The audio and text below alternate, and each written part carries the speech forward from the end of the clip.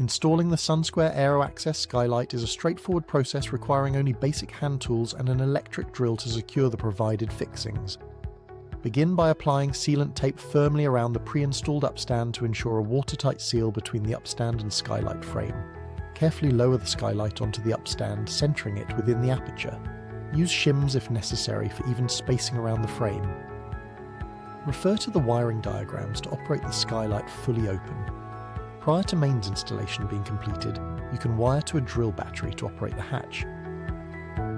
Secure the skylight to the upstand using the supplied screws in the pre-drilled holes, avoiding over-tightening to prevent frame distortion. After fixing, apply the screw caps to all fixing holes for a clean finish.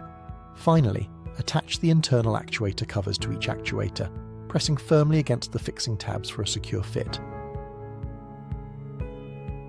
The skylight installation is now complete and ready for use as an access point whenever needed.